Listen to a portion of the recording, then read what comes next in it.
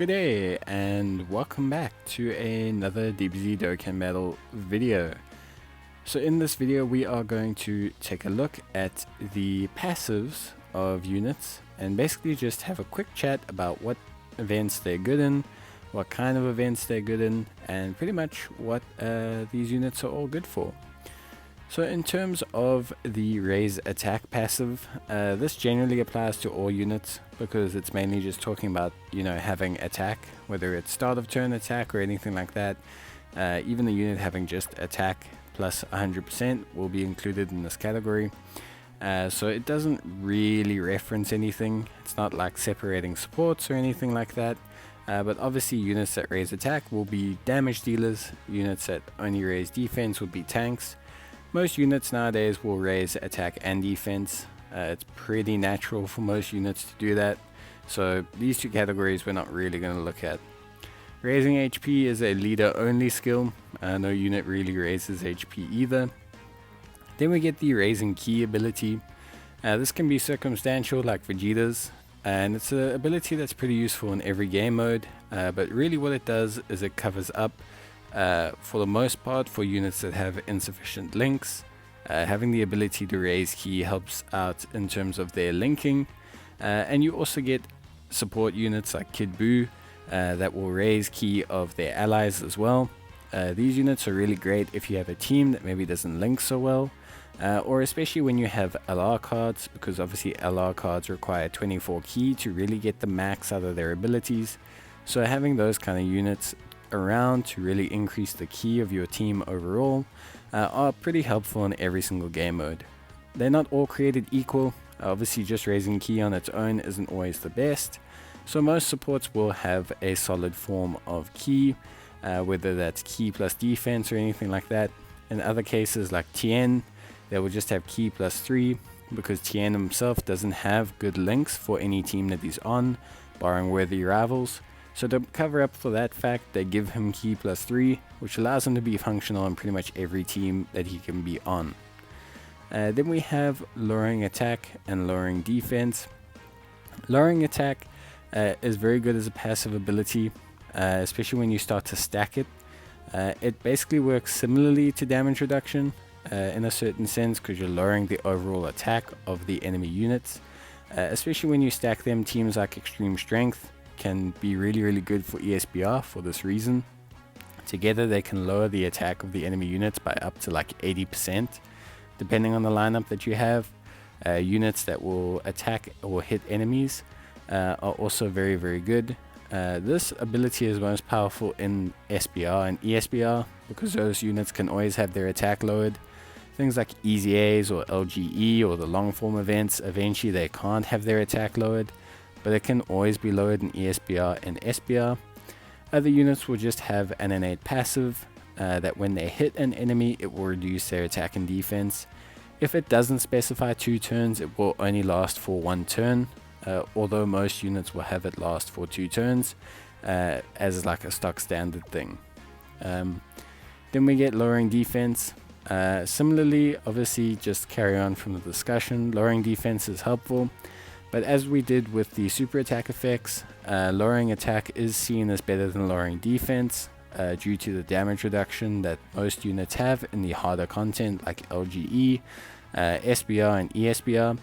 Similarly, this is an ability that's more powerful in SBR and ESBR because obviously, again, in easy A's and long form content, most units become immune to defense lowering. But overall, it's not as powerful an ability as attack lowering. So it's not something you really want to focus on too much, but it is still helpful in its own right. Again, if units have it in their passive, it will only be 1 turn unless specified. Then we get the boost. You can have boost all, boost category, or boost type. This refers to units that are supports basically. Supports are powerful in every single game mode. I see a lot of people say you can't use them in certain game modes. Supports, obviously the older ones that don't have any base stats for themselves, won't be great, but supports in every situation are going to be super solid, whether they're units like Toa, who boost all your allies regardless and give special bonuses to extreme type enemies, or if they're units like Android 16, who boosts all the allies in a turn based on a certain condition, like having Gohan. There's a whole bunch of ranges of supports that you can get. Overall, supports are always super helpful. They're great as floaters on teams, and they're great in every single situation for every single bit of content.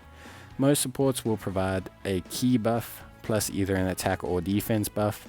Some supports will forgo the key buff and just provide sizable attack and defense buffs, but for the most part, supports are kind of necessary for every single game mode. You don't need supports to make a team work. Sometimes you can rely holistically on links and get away with just having a super powerful team that's really well linking, but if you can, you want to throw in supports. This is due to the rotation system, which you can see in my rotation guide, but having supports, especially as floaters and teams, or for units that boost their super attack, like Broly, who boosts his super attack on super attack, supports are really powerful and will increase damage significantly. Then we get units that seal from their passive. For the most part, again, units that seal from their passive, it will be one turn. If you seal from your passive, it will be one turn unless specified. Like you will see on this Android 17, that it is for 2 turns. If a unit seals on its turn, that means that the very next turn that unit will be unsealed. So it's pretty much more useful for units that are going to be in the first slot. Then we get stunning from passive. It works the same way as sealing. It will be one turn unless specified. For the most part, this is still a powerful ability, especially if you can obviously put that unit in the first slot and prevent a lot of damage. But stunning and sealing are more in the realm of ESBR and SBR, and possibly some Ultimate Clash stages, rather than anything like LGE or IDBH, where a lot of the units, and ETAs, where a lot of the units will be immune to stunning pretty early on. Some stuns are conditional on facing 2 enemies or certain categories of enemies, but this is not too much of a problem. It just depends on which stage you're going to take them in and what team build you're going to run them in.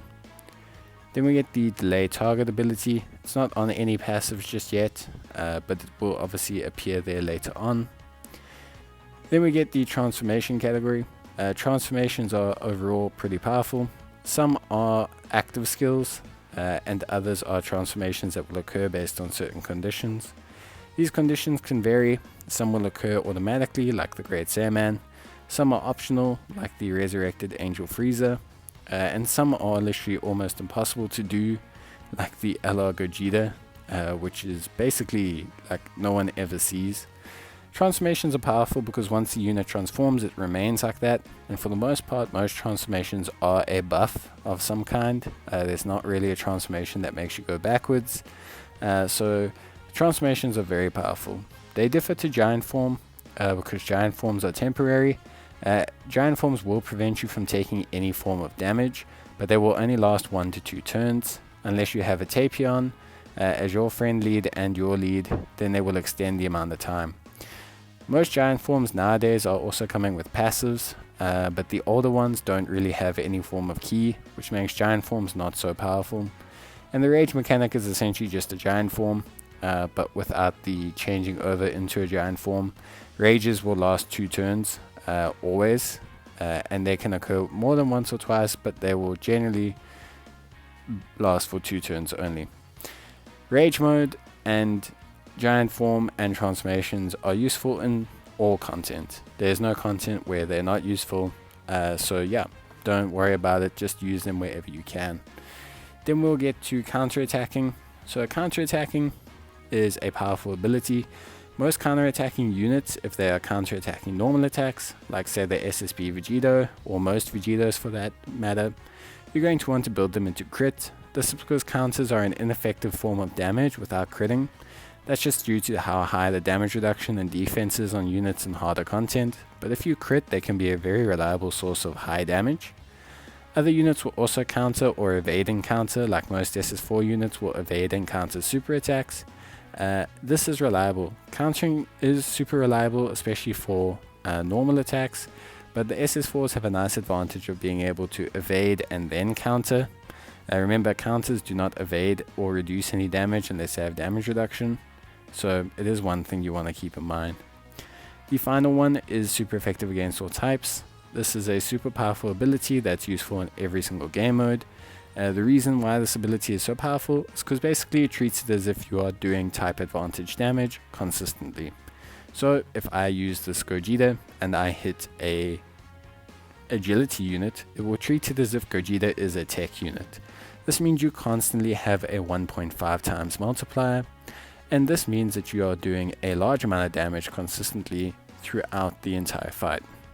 This can be conditional, but it's always something that's worth it. It means you generally want to build the unit into additionals if attacks are effective against all types consistently. But that's going to be it for the first half of the video. I hope you guys enjoyed it, and watch part 2 to see the rest of the passive skills explained. But until the next video, cheers, stay safe, and bye!